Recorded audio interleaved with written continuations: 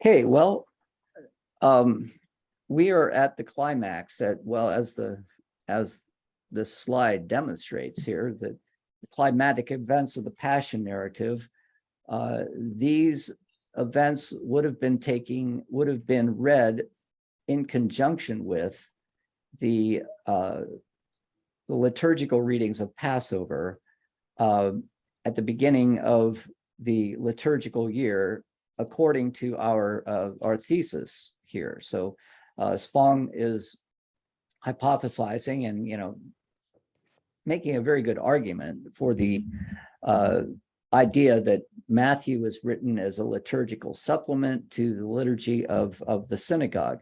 And now we are at the place that we've gone through the entire liturgical year, beginning just a few weeks, a few Sabbaths after Passover, because Spong wanted to save Passover till last, a few Sabbaths after Passover, going through Shavuot and then Rosh Hashanah, Yom Kippur, Sukkot, the Feast of Dedication. That last section of Matthew corresponds to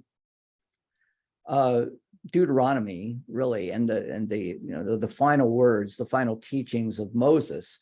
So if you were a Jewish follower of Jesus in the synagogue and you were listening and towards the end of the year to the last and final teachings of Moses, you would also be hearing this so-called journey narrative of Jesus, as well as he turns his face towards Jerusalem.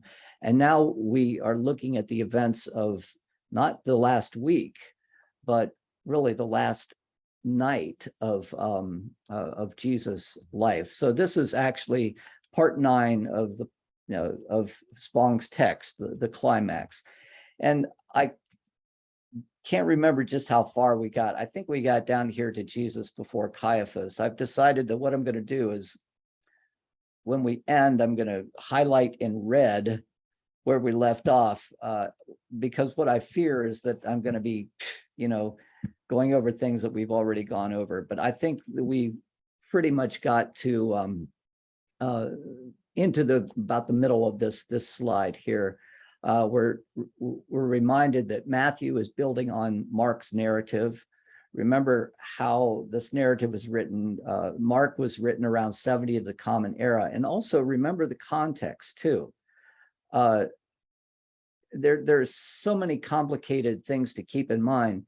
One of these is that Jesus was an Aramaic speaking Jew. We don't have any texts in Aramaic, or if we do, they're just fragmentary. What we do have are texts about Jesus, I should say.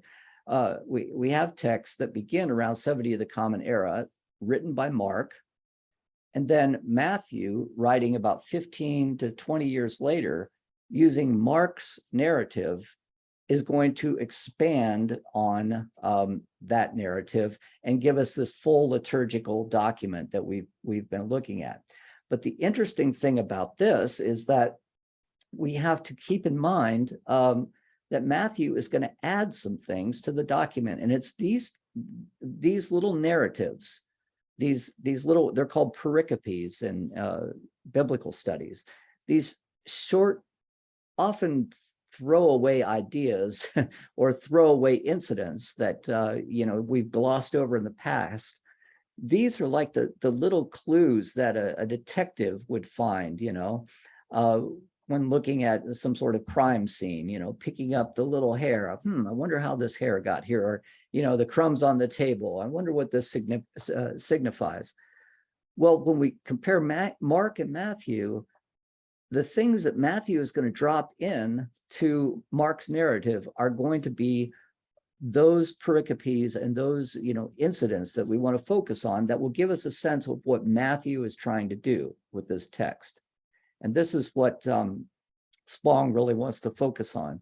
So we got through the story that you all know so well, but one thing to keep in mind as well that Spong talks about is that when we read these passion narratives, we don't often read them like scholars do.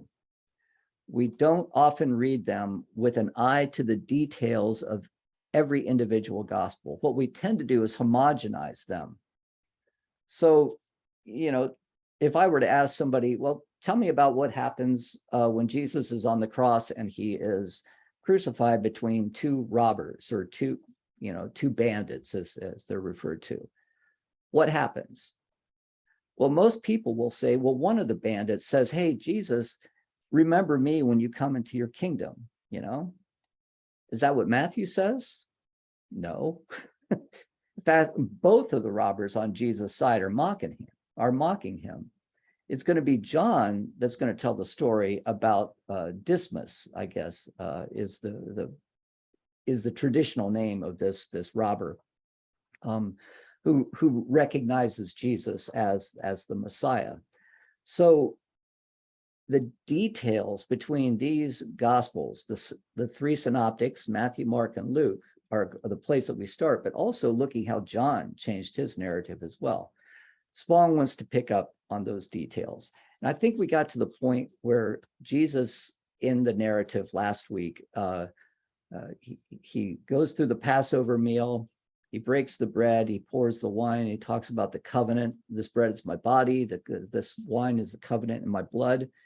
He prays in Gethsemane, and his three disciples, Peter, James, and John, through all watches of the night, apparently just unaware of what's about to happen. They can't stay awake, and the contrast there between, it's dramatic irony, really. We know what's going to happen to Jesus, and Peter, James, and John are thinking, just another night. And then the betrayal. Judas brings, it's not the Romans, it's the temple guard to arrest Jesus, and he gives them the sign, hey, the guy that I go up to and kiss, because these guys, it's kind of ironic. We get the sense that Jesus is at the center of everyone's attention in Jerusalem up until this point, upsetting the money lenders and money changers and all of these teachings that he's doing in the temple precincts. But when the guard comes, they have to, as far as they're concerned, Jesus could be Peter, Jesus could be James, So Judas has to point him out by giving him a kiss. And this is the so-called betrayal of Judas. This is leading up to a point that Matthew especially wants to make, and that by the end of Jesus' life, he is utterly alone. We often think of Judas as the only betrayer, but Peter himself, those who ran away when the temple guard showed up, those who left Jesus on his own, basically after this point. This is the last that we see of the apostles, except for the story of Peter denying Jesus. So this raises a really interesting question. If the apostles have completely abandoned Jesus by this point, after the temple guard come and take him away to the Sanhedrin, then on whose eyewitness account are we relying when we think about Jesus before the Sanhedrin, when we think about Jesus before Pilate, when we think about Jesus being scourged by the soldiers, when we think of Jesus carrying the cross and Simon of Cyrene carries the cross for him? Who's the person giving this eyewitness account? This is something that I often oppose to my students when we were teaching I was teaching a New Testament class. And what do you suppose their answer was? How do we know all of this happened? I mean, the disciples are gone, who's writing this down? Certainly not Pilate. 3 o'clock in the morning, Pilate doesn't have any real need to, oh, wait, Jesus, hold on, let me get a quill and some ink here. I want to write this down for posterity. No, that's not happening. The students often said, well, this was, revealed by God, and the way we know it is revealed by God is because the story is the same in roughly all of the Gospels. Well, yeah, that really isn't a very satisfying answer. But let me stop and and see if you have any questions or comments there. Have you ever thought about that? If the disciples have left Jesus by this point, there's always, even in literature, there is the omniscient narrator, right? Is that what it's referred to, Constance? The omniscient narrator, the one who, knows all the events. If this is history, and this is Spong's point, if this is history, who's the omniscient narrator? Who is the eyewitness who's recording all of this? There isn't one, Spong says. There isn't one. So then where does the story come from? It comes from the need. Where does the passion narrative come from? It comes from the need for Jewish followers of Jesus, Jewish Christians, let's call them, in the synagogue to understand the life of this Messiah in the context of their messianic hopes as established in the Hebrew tradition, especially in the suffering servant tradition of Isaiah and Psalm 22. Hopefully you're on that page by now in the book. Any questions or comments?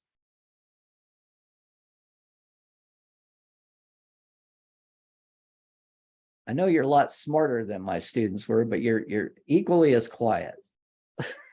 Dan, yeah, it's Joyce. Yes, Are Joyce, there other authors that wrote about this time period? I mean, how was it decided that it's Matthew's words that were going to be put in the Bible? Oh, no, Joyce. Well, thank you for opening that can of worms. Let's but we could all go fishing with that. Let me tell you, yes, there are, the last count that I know of, there were 26 gospels that were written about Jesus. At some point, it was roughly around 170 of the Common Era, a man by the name of Irenaeus came up with the seemingly arbitrary standard that there should be 4 gospels because there are 4 directions and there are four winds, and 4 just seems like a nice number. So they decided upon Matthew, Mark, Luke, and John of necessity, because there were all these stories that were circulating in the early 2nd century, and finally the church fathers, as they're referred to, or apostolic fathers, maybe even, began to say, look, we need to standardize this, because as Christianity spreads across the known world, we got to make sure that the narrative, the story, is straight. And so over time, they're going to establish councils that say, this is what we believe about Jesus, what we believe about God, and everything. In the midst of that standardizing process, it was decided that Matthew, Mark, Luke, and John were the most reliable gospels. But there were other gospels that were written. One of those, called the Gospel of Thomas, is very similar to the gospels that we're reading. Others are just wildly, they're gospels called the Gnostic Gospels, and the proto-evangelium or proto-gospels, gospels about Jesus before he was the Messiah. What was he like as a child, right? They're gospels about Mary, for example. All of this, you can see that the cycle just whirling out of control, the spiraling out as people ask questions about who is Jesus. So let's get to the basic story. This is what Irenaeus was all about. So these were the 4 that were decided upon. Now, I'm not sure if that answered your question, but was that too much information, Joyce? No, it wasn't.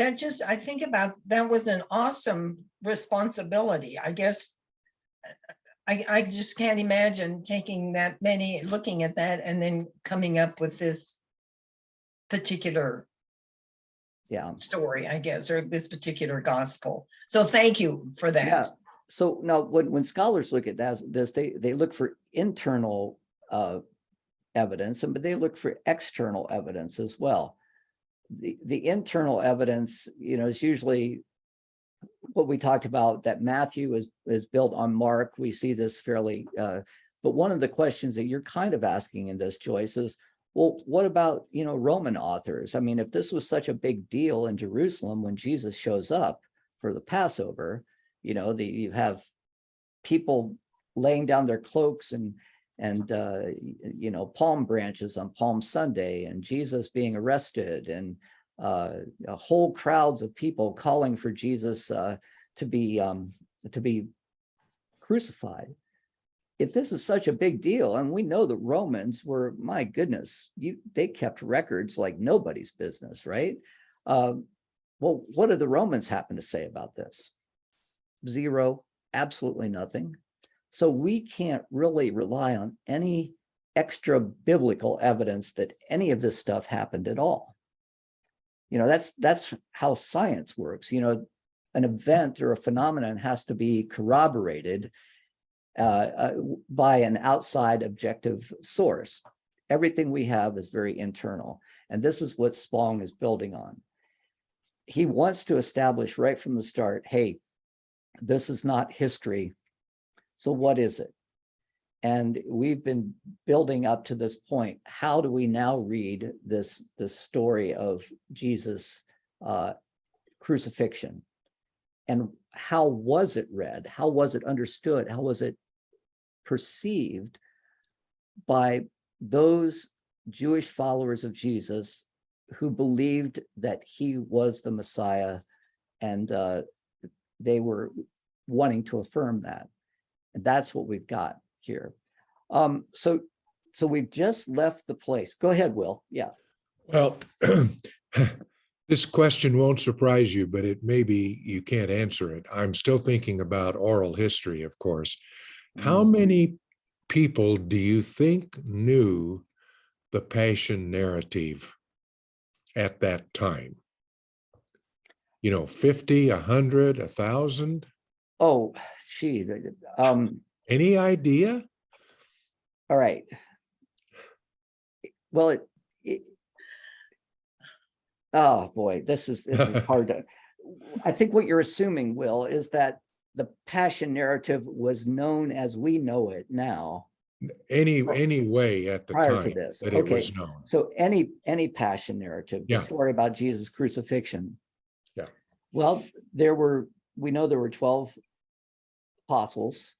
And if we want to get to, eyewitnesses, those were the ones who would know most about Jesus' teaching. Then we have what are called disciples, those who were not called by Jesus to be an apostle, but were his, people like Mary Magdalene and others that we knew that were associated with Jesus, even Joseph of Arimathea. But there's no way of knowing how the oral tradition. Well, there is, but it's far beyond my intellectual capabilities. We can see, actually, scholars can read the text, the biblical text, and they can point out this most likely is an oral tradition just by the way that the text was written. But number of people who would have known it, very difficult to know. Very difficult to know. Anyway, I appreciate the question, though. But could it have been in the hundreds? Are you talking about a standard story that they Not were necessarily. then if you have followers who were telling stories about Jesus and oral traditions about Jesus, surely it would have been in the hundreds. Okay. But a standard narrative, I don't know. I don't know about that. The closest we have is Mark. Yeah, did I see here? Yeah, Mac here. Yeah. I think that Spong makes the point that the Passion narrative is a later development. It's Right. basically developed and it's ahistorical, Right. developed for liturgical reasons by the writers of the Gospels. So Right. the earliest traditions might not have been more or their knowledge, or the eyewitness knowledge, might not have been much more than a teacher put to death and his followers believing that he persisted, that he, in some form or another, was Right. resurrected. Spong definitely does not believe in a physical resuscitation of a body at any point, and neither Right. do a lot of the other people we've been reading over the course of this class. But I think he would say, and I think he does say pretty clearly later, that as he tends to say a lot about what Matthew has done, Yeah. Matthew basically just kind of dreams it up to, not dream it up, that's a bad term, but he structures it Right. to fulfill the traditions, but also to fulfill a liturgical process regarding the meaning of Jesus, not the historicity of what actually happened to him, if that makes sense. No, that makes perfect sense. And I would say that we could even say that Matthew, in an inspired way, if you want to say divinely inspired, but he was certainly inspired by passion to demonstrate the life of Jesus as fulfilling the scriptures, as we're going to see this Isaiah 53 passage. If you know about Isaiah 53 and the whole idea of the suffering servant, this is what Matthew has in mind. He had no comeliness that we would recognize him, and like a sheep led before the slaughter, he was brought before his accusers. That is going to be the lens through which Jesus is going to be interpreted here. And this whole passion narrative that Matthew is writing, and in some ways, Mac dreaming it up, but dreaming it up for a purpose to try to bolster the faith of the people who believe Jesus to be the Messiah. And what better way to do that than to provide that lens of the Hebrew scriptures, and boy, he comes clearly into focus, but there is this place. Let me stop. Are there any other questions? I like the conversation. Very, very good. But Will, I had a tough time knowing if you were asking if there was a passion narrative prior to this time. And as Mac is pointing out, probably not, I can't say that for sure. There was probably some sense that Jesus, there was certainly a sense that Jesus was killed, but not this long oral tradition that extends all the way back, that Matthew eventually writes down. This has its inception beginning with with Mark and then Matthew, we should say. So now we're at a point, remember, after Jesus is betrayed by Judas, now we're at a place where in any historical situation, we're kind of in a dark out, you might say. There's nobody that is reliable that we can appeal to tell us what's going on. And this is the point that Spong wants to make. Who is the eyewitness? No, we have no eyewitnesses. So it most likely was written by somebody. Now, my students say, well, it was inspired by God. God told Matthew what happened. That's not, from a historical critical perspective, that's almost like saying, have you ever seen that cartoon where a guy has a great big long mathematical formula on the chalkboard, and then at the end it says a miracle happens, and then this is the result. This was not conveyed miraculously. We're kind of trying to come up with a better understanding. And perhaps, if I wanted to be devil's advocate, perhaps there were people who were members of the Sanhedrin who, carried these stories along. Jesus is brought before, there's a whole gauntlet that Jesus has to run, which is very interesting. The first thing he has to do is go before the religious authorities. And there is a group of Jewish leaders comprised of the Sadducees, who were very associated with the temple and, kind of compromisers with Rome, the Pharisees, and then there was a high priest by the name of Caiaphas. We do know that Caiaphas historically existed. There was an ossuary that was found recently that mentions his name. But they accuse him of destroying, of conspiring to destroy the temple and eventually of blasphemy.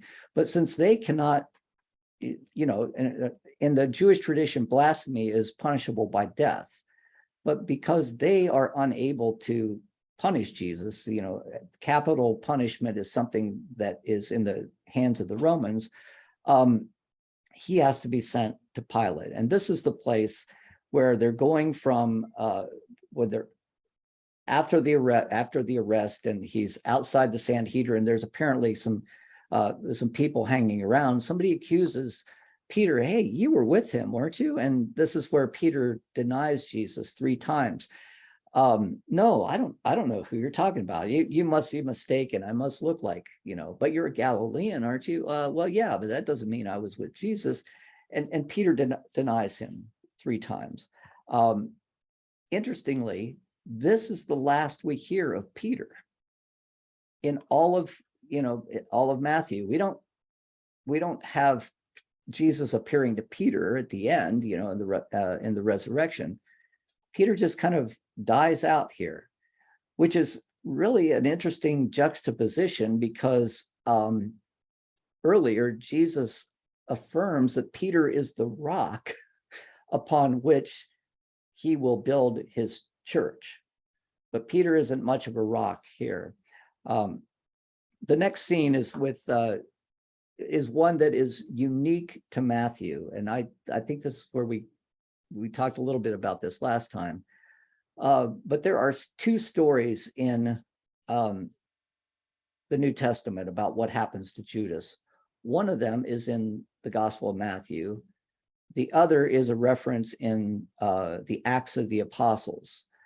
You probably know about Peter going and buying a field, and he falls over, he trips, and his guts fall out in the field, and he dies. But this is the one where Judas repents of his acts, and he takes those 30 pieces of silver, throws them back, throws them down in the temple, and kind of has a self-realization of what he's done.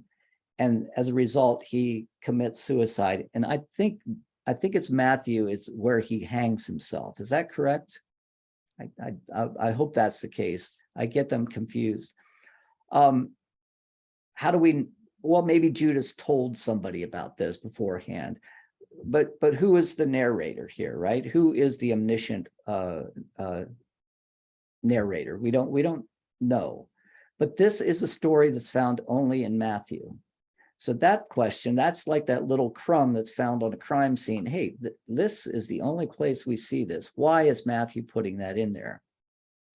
And then Jesus has to go before Pilate. And there's this really strange story. Now, Jesus goes individually before Pilate, right?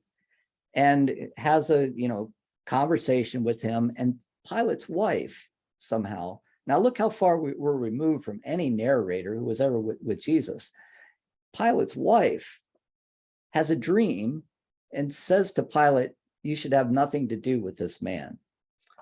How do we know who is the source of this story? The one place that I wanted to make sure we got to is the story of Barabbas. And Spong does a really good job. If I can find this really quickly, I'm sorry, I should have had it already placed out. But there is something that as soon as you learn Aramaic or Hebrew, well, this would be Aramaic, there's a really interesting conundrum, you might say, that Jesus, who is called the Son of God or Son of the Father, is about to be crucified, and there's another man, according to a ritual that we can't confirm ever happened among the Romans, that during Passover, in order to show their goodwill, the Romans would release a prisoner, right? The prisoner happens to be named Bar Abbas, son of the father. So I'll just read what Spong has to say. It's a rather a long paragraph, so forgive me if I mess it up a little bit, but I'm on page 312. Pilate is then portrayed as seeking to find a means to release Jesus. Okay, and I'm going to skip. He tried to free him through what he said was an ancient custom, namely that the Romans freed a prisoner at the Passover feast as a gesture of goodwill. But when he offered to free Jesus, the crowd called for the release of an alternative candidate. That is how the name Barabbas, which we looked at in chapter 17, entered the Passion story. What then shall I do with Jesus? Pilate asked. The crowd responded, let him be crucified. Pilate squirmed a little bit. Why? What evil has he done?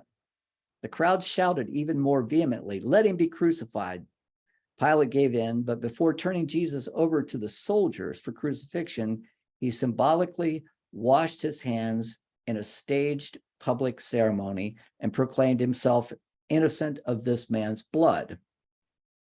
Then in another unique Matthean edition, it's only in Matthew, Matthew had the crowd respond with the words, his blood be upon us and our children.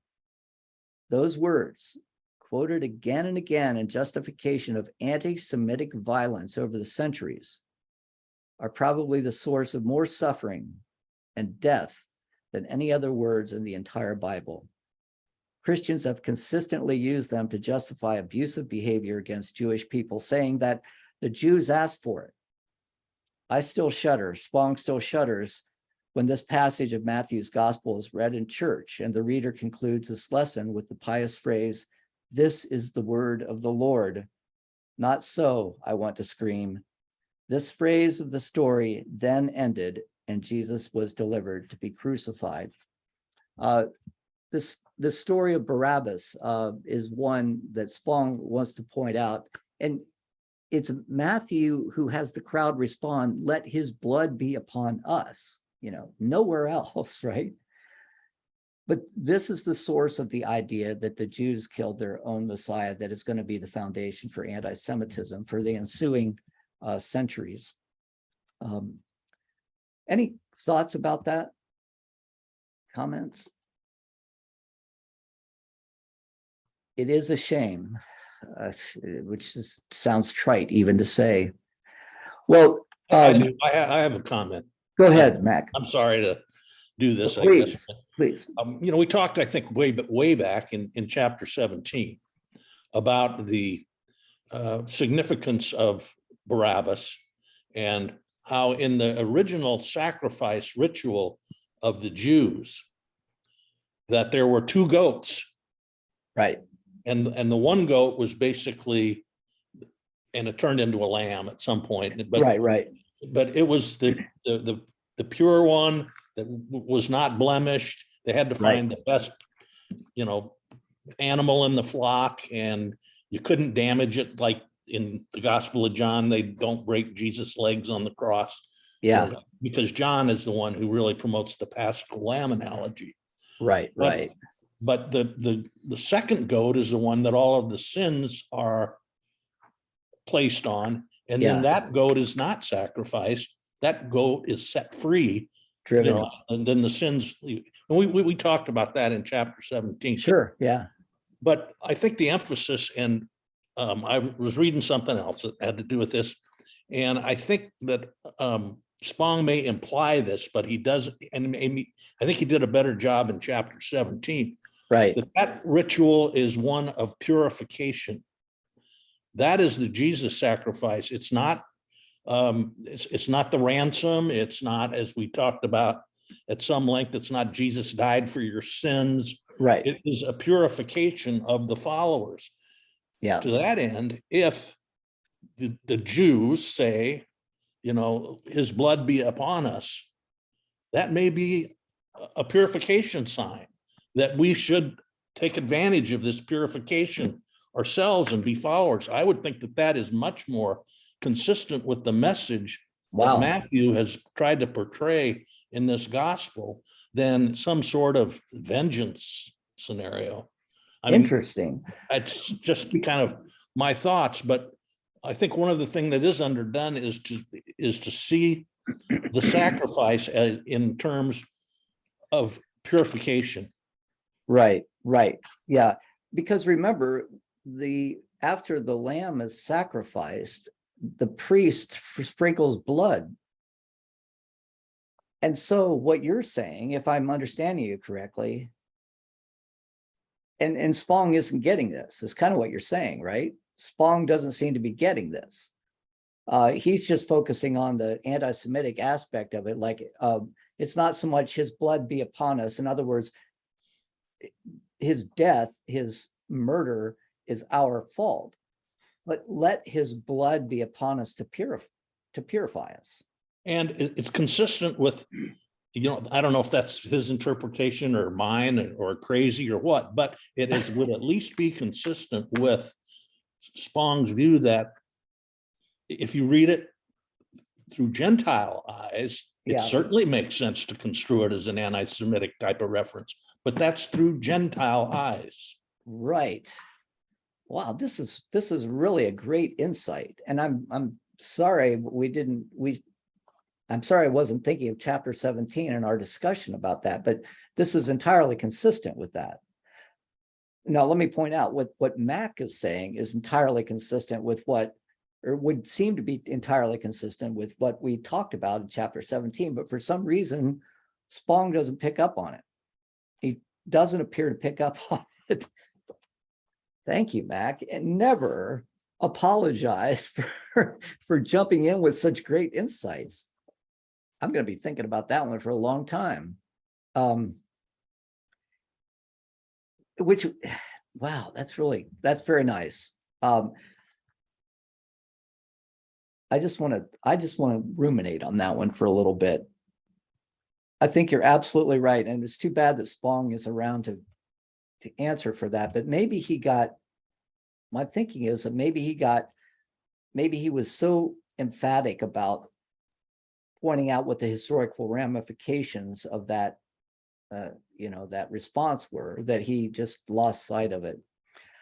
Well, the passion continues. Jesus is scourged by the Romans, the soldiers, and then he's given his cross. And on the way to the crucifixion site of Golgotha, there is another scene that is completely unique to Matthew, and that is the story of Simon the Cyrene taking up Jesus' cross. And Spong really doesn't say much about this, but at least in this chapter. But again, this is one of those unique stories. What is the reason behind this? How would this have been perceived by the people hearing the story in this liturgical context? And then Mark and Matthew both get very, very specific about what happens at the crucifixion.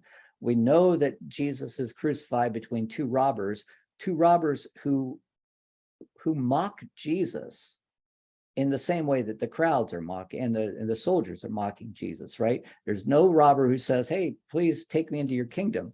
Now, first of all, look at all the things that have happened between the last watch of the night when Jesus is praying in Gethsemane. Okay. Let's just call it midnight. We are expected to believe historically that this whole series of events, the temple guard comes and arrests Jesus. They have a trial, and you know how, two Jews, three opinions. Can you imagine what that trial was like when they were trying to accuse him of blasphemy? And if Jesus had any type of defense of himself, there would have been an incredibly great conversation or debate or whatever. They decide he's blasphemous, and then they have to go and impose upon Pilate. Let's call it 2:00 in the morning. Okay.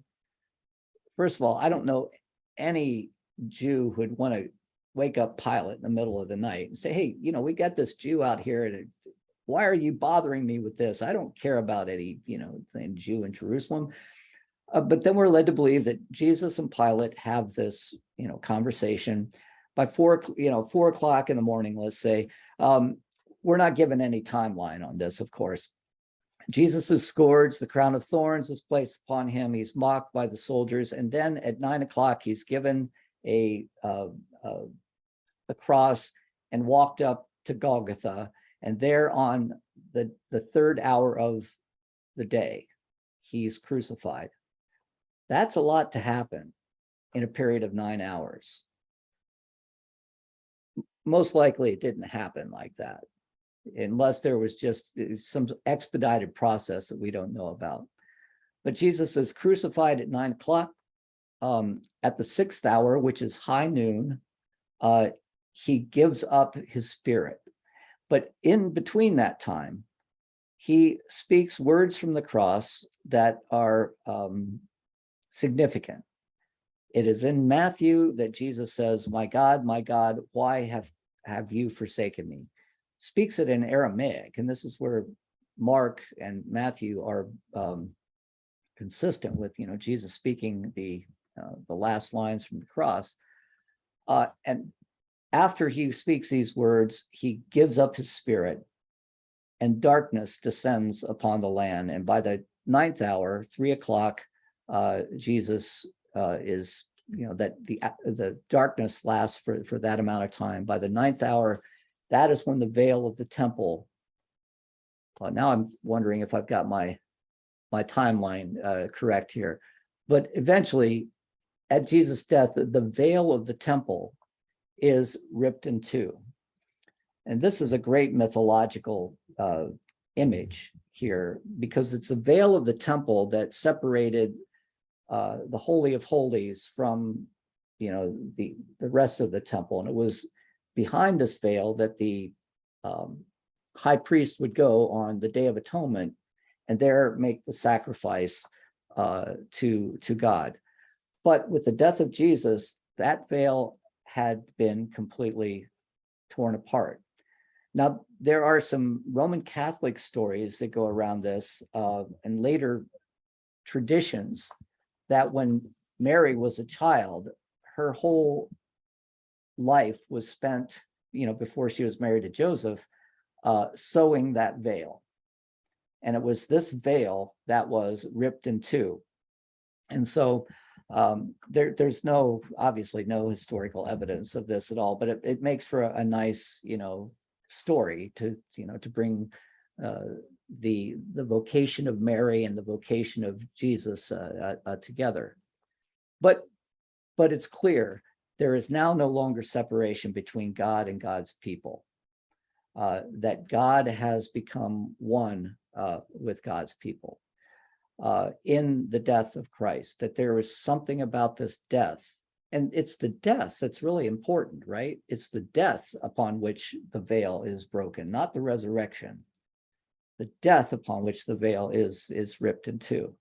Then Matthew has this really interesting part of his gospel that, again, I should have taken time to find it. But it's in Matthew 27, for those of you playing along at home, if you got your Bibles out. 1 second here. Matthew 27. Not something you often hear preached on. Matthew 27. These paper thin sheets of the Bible. Let me get it here.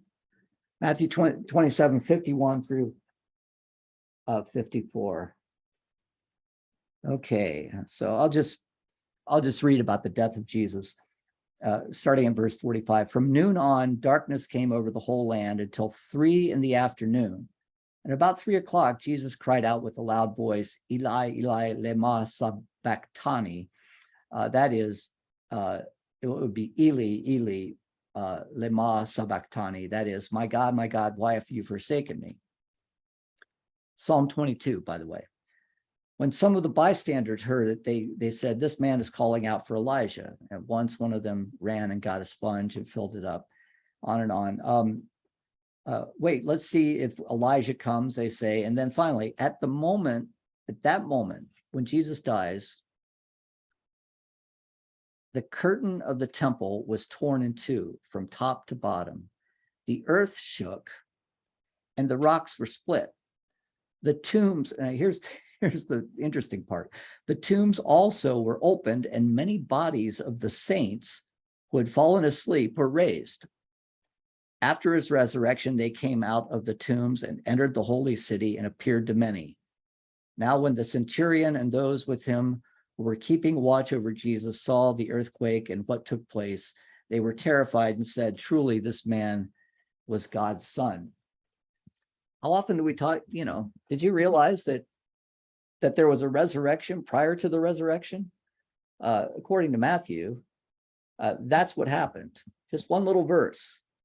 Not in the, you can pretty much understand why it's not in the other, not in the other gospels. But it's this kind of thing that they're going to just intrigue scholars. What in the world? You mean, not only are you saying that there was a resurrection, but all the old saints appeared to everybody? They were walking through the streets of Jerusalem. I don't think so. Let's kind of expunge that from the documents. And so, any thoughts on that? Do you ever remember hearing that in church?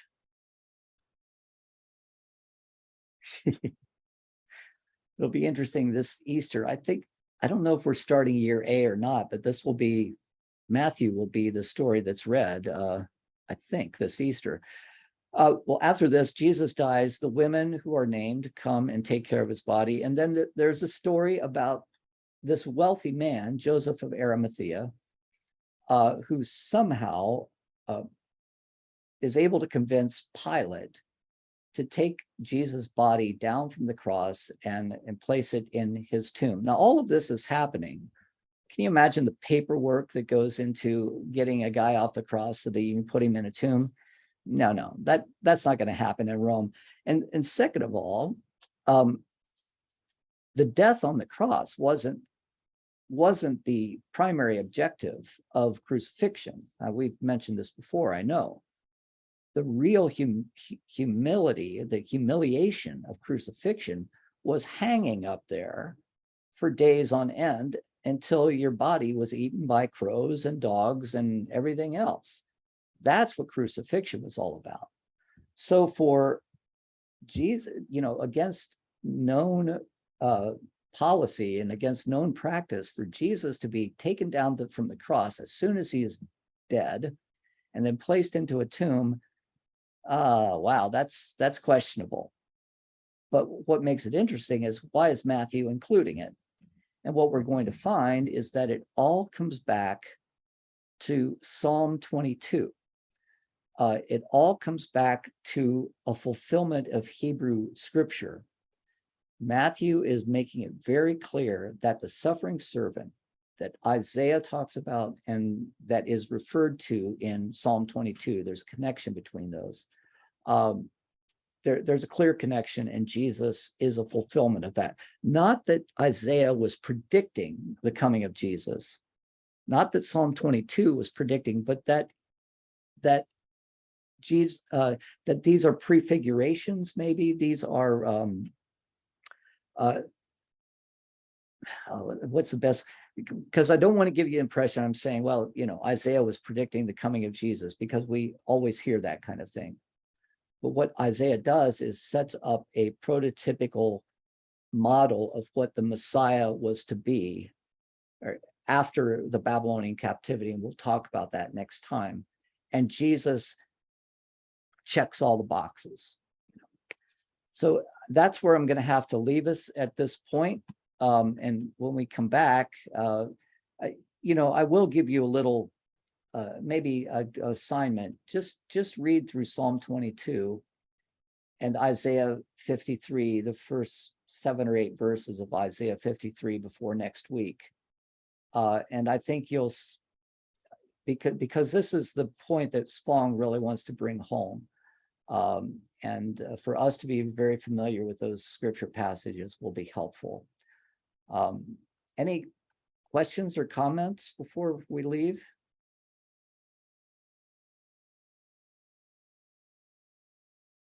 Thank you, everyone. Sorry Denny wasn't here. Denny usually has great things to say. So, and please remember Anne's celebration of life, if that's how they're referring to it, is going to be at 3 o'clock on Saturday. So stop the share here. I guess we will see you then. And we are just getting into chapter 30. And we will probably finish this book before the year ends, but that's okay. But begin thinking about, if there are other texts that you would like to read, because boy, this was a doozy. It wasn't a hard one to read, but it was a good one. It has been a good one. All right. Well, I'll see you all later. Thank you. Okay. Thank Bye. you. Thank you. Bye. Yeah. Thank you.